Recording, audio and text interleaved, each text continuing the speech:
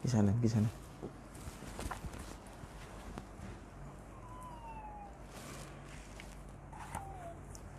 Assalamualaikum warahmatullahi wabarakatuh. Bawa adik di sana.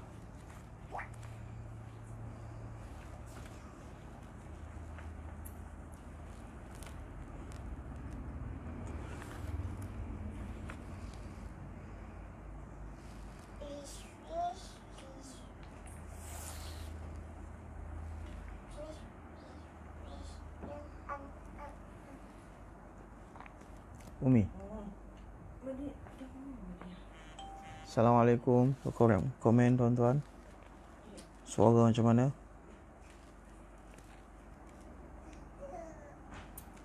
Tak boleh. Boleh.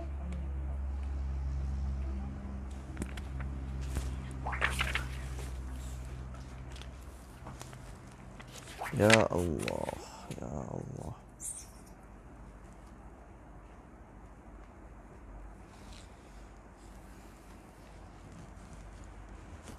Suara okey? Jelas, alhamdulillah. Ni, ambil ni.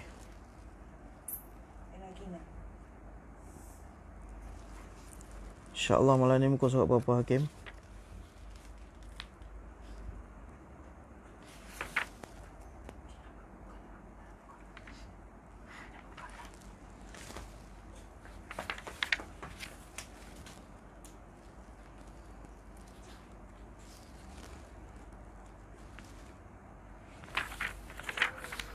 Muka surat berapa hari ni, Hakim? InsyaAllah tuan-tuan boleh share dulu. Tuan-tuan boleh tag nama kawan-kawan, masukkan link dalam grup masing-masing. InsyaAllah malam ini kita masuk pada muka surat 57.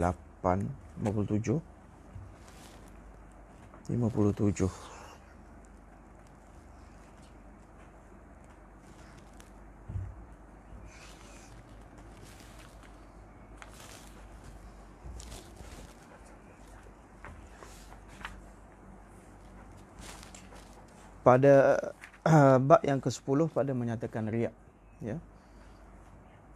Muka surat 57, kitab Jawi, kitab Rumi muka surat 72. Bab yang ke-10 pada menyatakan riak, Bismillahirrahmanirrahim. Alhamdulillah wa kafa wa salamun ala ibadilladhina astafa. Amma ba'du, fa'udhu billahi minasyaitanir rajim. Bismillahirrahmanirrahim. Fawailul lil musallin alladhina hum an salatihim sahun alladhina hum yura'un wa yamna'un al-ma'un. Subhana rabbika rabbil izzati amma yasifun wa salamun alal mursalin walhamdulillahi rabbil alamin.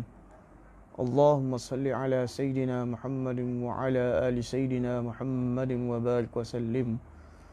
Allahumma salli ala Sayyidina Muhammadin wa ala ali Sayyidina Muhammadin wa barik wa sallim. Allahumma salli ala Sayyidina Muhammadin wa ala ali Sayyidina Muhammadin wa barik wa sallim. Bab yang ke-10 pada menyatakan riak. Qala al-muallif rahimahullahu ta'ala wa nafa'ana bi'ulumihi fid darain amin thumma amin. Ketahui olehmu, wahai penuntut ilmu, bahawasanya riak itu menuntut pangkat di dalam hati manusia dengan ibadat dan pekerjaan kebajikan, atau menghendaki oleh seseorang dengan ibadatnya akan manfaat dunia seperti harta dan dipuji. Di sini musannif rahimahullah ta'ala menerangkan definisi ta'rif riak kepada kita. Apa itu yang dinamakan riak?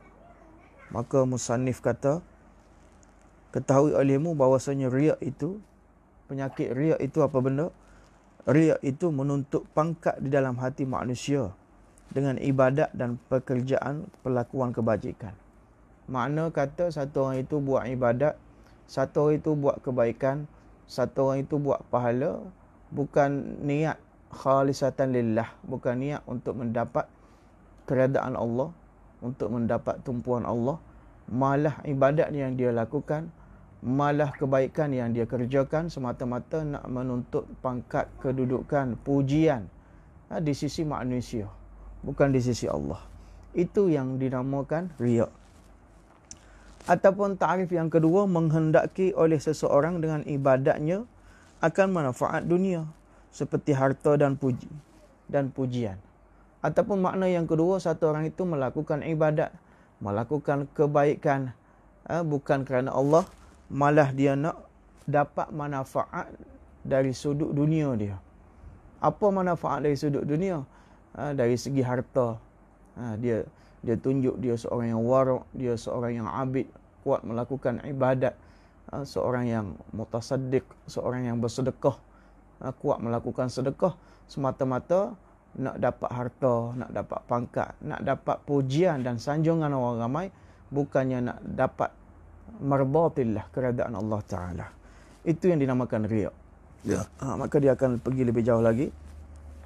Dan bahawasanya riya itu kelakuan yang dicela, yang haram dengan ijma' ulama'. Perbuatan riya ini adalah kelakuan yang dicela, yakni mazmumah, termasuk mimbabil mazmumah, yakni termasuk dalam perkara sifat yang dicela, yang mana ijma' ulama', tak ada ulama' ikhtilaf akan riya ini, bahawa ini termasuk dalam perkara-perkara sifat-sifat yang dicela. Dinamakan dia syirik yang kecil. Malah setengah ulama' menamakan riya itu sebagai syirkun saghir, syirik yang kecil. Seolah-olah syirik ini ada dua. Syirik besar itu, syirik yang jali, terang-terang satu orang itu menyembah selain Allah Ta'ala, itu syirik besar, syirik akbar. Tapi syirik kecil ni, nampak zahirnya ibadat, rukuk dan sujud kepada Allah Ta'ala, akan tetapi niat dia untuk menunjuk kepada orang lain, maka sesetengah ulama kata dia adalah syirik kecil. Telah berfirman Allah Ta'ala, fawailul lil musallin alladhina hum an salatihim sahun alladhina hum yura'un. Artinya, maka bermula wadi. Fawail itu salah satu terjemah dia adalah wadi, lembah yang di dalam api neraka. Salah satu nama kepada lembah dalam api neraka, nama dia wail. Sebab itulah setengah ulama kata neraka wail. Di dalam api neraka Jahannam itu lil musallin, bagi siapa? Wail itu bagi siapa? Bagi sekalian yang sembahyang. Orang yang sembahyang pun dijanjikan Allah Ta'ala dengan neraka wail lagi. Orang yang sembahyang macam mana? Yang lalai oleh mereka itu daripada sembahyang. Tengok sini kan, lalai daripada sembahyang, mana tak sembahyang. Di sini bukan maksudnya lalai fis solah, tapi lalai anis solah. Yakni lalai diri daripada melakukan solah, mana tak sembahyang lah. Bukan makna sini lalai dalam solah. Sebab apa? Lalai dalam solah ni ramai lagi orang. Ramai orang yang lalai dalam solah ni. Orang yang baru-baru dia tidak tawajuh pada zikir, tidak tawajuh pada tazkiyah. Bila angkat takbir, benda hak tak ingat 20-30 tahun lepas boleh mari ingat dalam semayang. Anak kucing hak hilang 5-6 tahun boleh mari ingat dalam semayang. Itu lalai dalam solah. Yang diberi wa'id, apa itu, ancaman di sini, adalah mereka yang lalai terus daripada semayang, makna tak semayang. Jadi neraka wail bagi mereka. Lagi pula, an salatihim sahun alladhina hum yura'un. Di sini tempat kita nak ambil istidlalnya. Oleh yang sembahyang, yang lalai oleh mereka itu daripada sembahyang mereka itu, dan mengeluarkan mereka itu akan dia daripada waktunya. Maknanya orang yang sembahyang luar daripada waktu. Duduk lalai sembahyang zuhur, duduk tunggu, duduk galik, tiba-tiba masuk waktu asar dah. Itu masuk lalai daripada solat. Lagi yang riak. Ini kita tepat nak ambil ceritanya ni. Hum yura'un, alladhina hum yura'un. Lagi yang riak mereka itu pada sembahyang. Alladhina hum yura'un. Lagi yang riak mereka itu pada sembahyang dan lainnya. Bukan pada sembahyang saja. riak di dalam tilawah Al-Quran, riak dalam bersedekah, riak dalam berpuasa sunnah, riak dalam dakwah, riak dalam zikir, semua selain daripada solat, segala kebajikan dia riak di dalam ibadah yang dilakukan. Jadi neraka wil bagi orang riak mereka itu pada sembahyang dan lainnya. Dan sabda lagi Nabi SAW, inna akhwafa ma akhafu alaikum asyirkul asghar wa huwa riya'u yaqulullah yawmal qiyamati lil mura'in iza jazallahu an-nasa bi a'malihim izhabu ila alladhina kuntum tura'un fid dunya unzuru hal tajiduna indahum jazaa'a. Allah Ta'ala tanya, artinya bahawasanya yang lebih ditakuti, kata Nabi, inna akhwafa ma akhafukum, yang lebih ditakuti daripada segala barang yang aku takut atas kamu. Apa? Al-syirkus al-asghar, yakni aku paling takuti syirik yang kecil. Apa itu syirik yang kecil? Yaqulullahu yawmal qiyamah, dan iaitu riya. Syirik yang kecil itu makna riya. Berfirman Allah Ta'ala pada hari kiamat kelak, bagi sekalian orang yang riya, lil mura'in, Allah Ta'ala akan berfirman pada hari kiamat nanti pada sekalian orang yang riya. Ketika mana? Iza jazallahu an-nasa bi a'malihim, ketika membalas Allah Ta'ala akan manusia dengan segala amal mereka itu. Pada hari kiamat nanti akan tiba Yaumuddin. Nama di antara nama hari kiamat adalah Yaumuddin, hari pembalasan. Ketika mana tiba hari kiamat, hari Allah Ta'ala nak balas ganjaran pahala bagi orang yang membuat ibadah atas dunia dulu. Ketika itu, apabila membalas Allah Ta'ala akan manusia dengan segala amal mereka itu, maka Allah Ta'ala kata apa? Bila kita sampai slow, bila kita sampai pelan-pelan depan Allah nak ambil ganjaran pahala ibadat kita, tiba-tiba Allah Ta'ala kata apa? Izhabu ila alladhina kuntum tura'una fid dunya. Pergilah kamu. Allah Ta'ala kata apa? Pergi oleh kamu kepada mereka itu yang ada kamu mengerjakan ibadat kerana mereka itu dalam dunia. Makna kata, atas dunia dulu kamu sedekah, kamu nak tunjuk pada siapa? Kamu solat tahajud, kamu nak tunjuk pada siapa? Ya, kamu buat kebaikan, kamu nak tunjuk kepada siapa atas dunia dulu? Sekarang kamu nak mari ambil kebaikan, kamu nak mari ambil ganjaran pahala daripada aku, jangan ambil daripada aku, pergi ambil kepada atas dunia dulu untuk siapa kamu melakukan ibadah, untuk kepadanya kamu melakukan ibadah, pergi ambil ganjaran, pergi ambil pahala daripada dia. Jangan mari ambil pahala dengan aku. Allahu Akbar. Tuan-tuan, atas dunia hari ni kan, cuba kita bayangkan kita beratur pergi ke pusat-pusat penerimaan bantuan dan sebagainya kan. Tiba-tiba duk beratur sampai giliran kita, YB kata, kan, kamu buat segala kebaikan kamu buat bukan kerana aku, bukan kerana Malaysia, bukan kerana bangsa kita, kamu buat kerana kamu, maka kamu pergi ambil sendirilah, kamu tak dapat hari ni. Malunya kita. Apatah lagi Yaumuddin, hari pembalasan.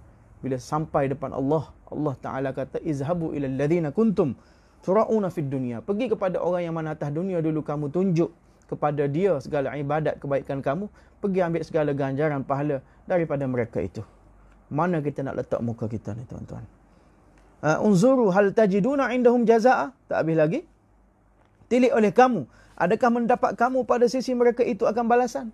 Allah Ta'ala sindir kita, adakah kita akan dapat pahala daripada orang di mana atas dunia dulu kita lakukan ibadat kerana dia?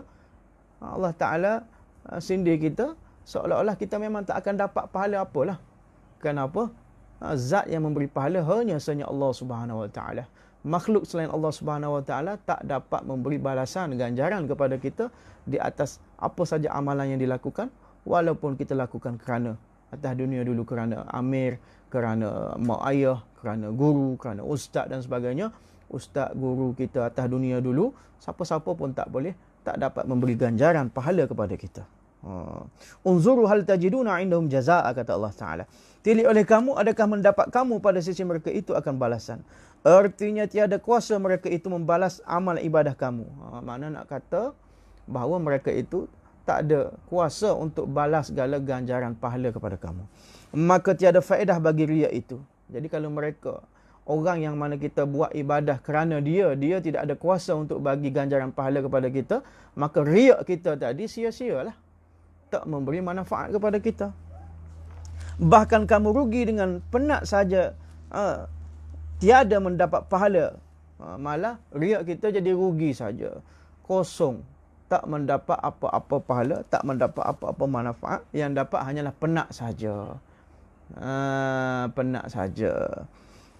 Dan sabdanya, siapa Nabi sallallahu alaihi wasallam lagi? Innallaha harramal jannata ala kulli muratin. Innallaha harramal jannata ala kulli mura'in. Artinya bahawasanya Allah Ta'ala mengharamkan ia Allah Ta'ala akan syurga atas tiap-tiap orang yang riak. Allah Ta'ala mengharamkan syurga di atas orang-orang yang riak ni. Yang dikehendaki mengharamkan di sini makna menegahkan dan tiada memberi ia Allah Ta'ala akan dia. Maksud mengharamkan makna Allah tegah, Allah larang orang yang riak atas dunia dulu daripada syurga Allah Subhanahu Wa Ta'ala. Allahumma hafazna minhu. Allah haramkan, Allah tegah, Allah larang kita daripada masuk syurga Allah Subhanahu Wa Ta'ala bagi orang yang riak di atas dunia dulu.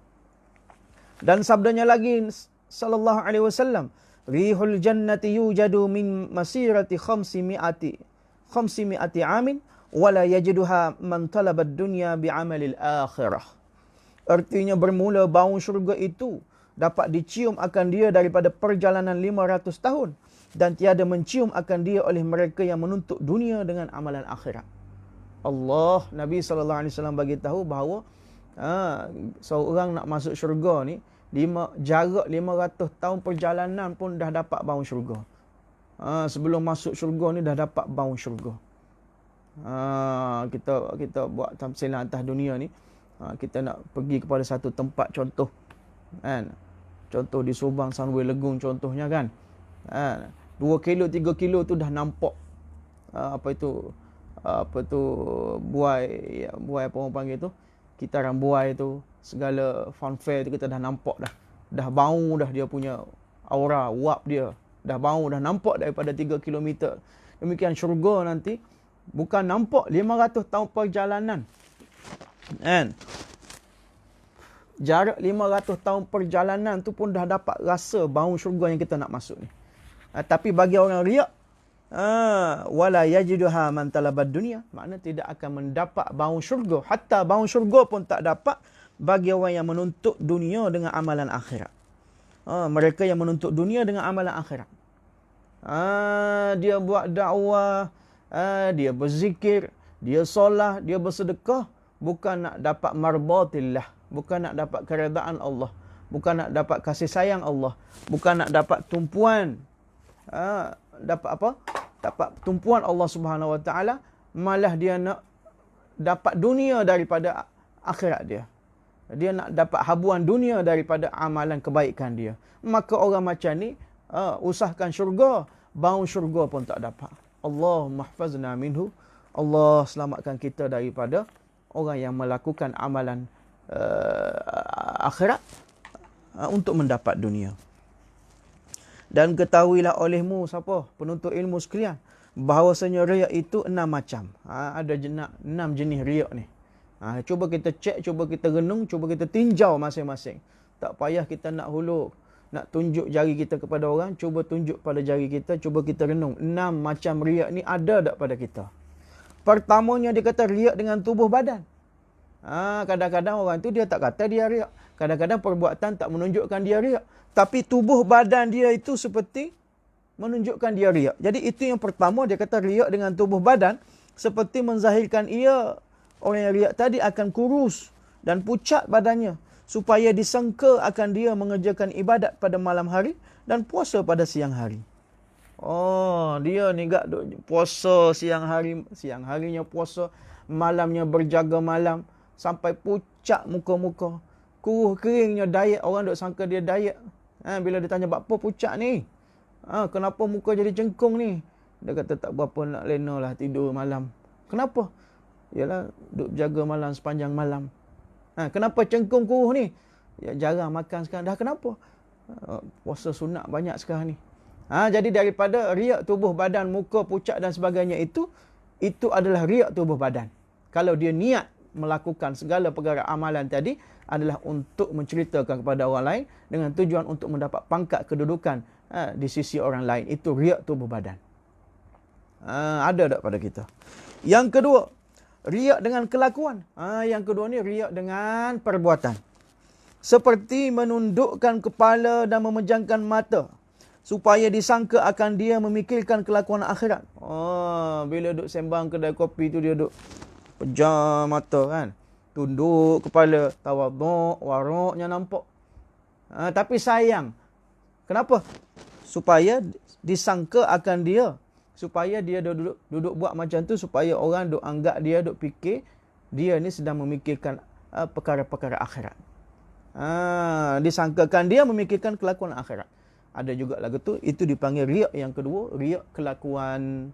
Allah selamatkan kita seluruh umat Nabi sallallahu alaihi wasallam. Yang ketiga, riak dengan pakaian.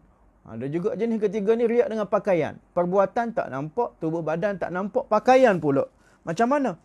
Riak dengan pakaian seperti memakai ia orang riak tadi akan kain yang kasar-kasar dan yang bertampung-tampung. Ada satu jenis pakaian sufi.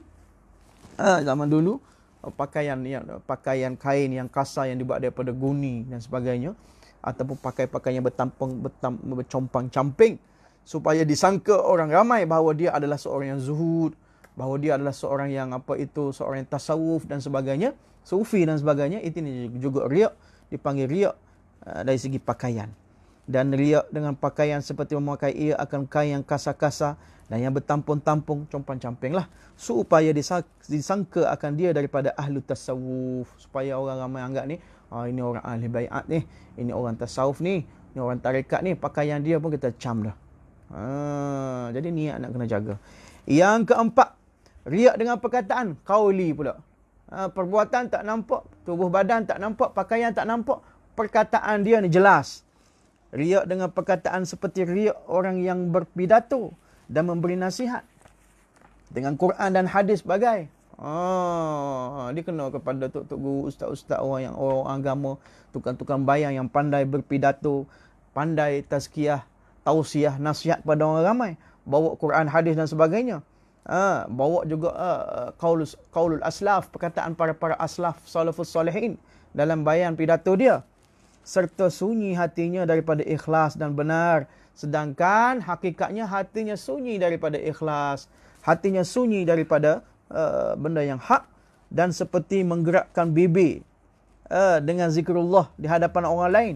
Depan orang ramai juga subhanallah, alhamdulillah. Depan orang ramai masya-Allah sebut Allah, Allah, Allah dengan bibir kan. Depan orang lain. Tapi hakikatnya hatinya sunyi daripada ikhlas. Kalau ada macam tu, dia sebut riak dari segi perkataan. Allah jauhkan kita. Yang kelima, riak dengan pekerjaan seperti memanjangkan berdiri. Ini riak dengan perbuatan fi'li. Seperti memanjangkan berdiri, yakni qiyam, dan rukuk dan sujud dalam sembahyang di hadapan orang lain. Bila mari depan orang ramai, dia punya rukuk tu agak lama, dia punya sujud tu agak lama kan. Nampak macam masya-Allah khusyuknya, nampak macam waruknya dia. Tapi bila sembahyang seorang-seorang seperti ayam patuk padi. Jadi itu riak. Kena kepada kita semua ni lah tuan-tuan. Itu riak dipanggil. Riak dari segi perbuatan. Yang keenam, riak dengan banyak murid. Ada juga riak dengan banyak murid dan banyak berjumpa dengan guru-guru. Kalau guru itu riak dengan ramainya murid, ramainya follower aku, ramainya anak baiat aku, ramainya anak pondok aku yang pernah mengaji dengan aku, duk membilang-bilang akan follower anak murid dia. Itu pun riak. Dari segi tok guru. Dari segi murid pula, dan banyak berjumpa dengan guru-guru. Kalau dia murid pula, dia riak. Aku ambil sanad dengan syekh ni, aku pernah jumpa dengan syekh ni, aku pernah khidmat dengan syekh ni, aku pernah ambil sanad dengan masyaikh ni. Dia riak kat tu pula. Banyak berjumpa dengan guru-guru. Aku jumpa syekh ni di Mekah, aku jumpa Maulana ni di Madinah, aku jumpa di safar itu, safar ini. Berjumpa dengan guru-guru, maka sekalian yang demikian itu haram. Jadi riak ini adalah haram tuan-tuan. Bahkan dosa besar, bukan saja haram, malah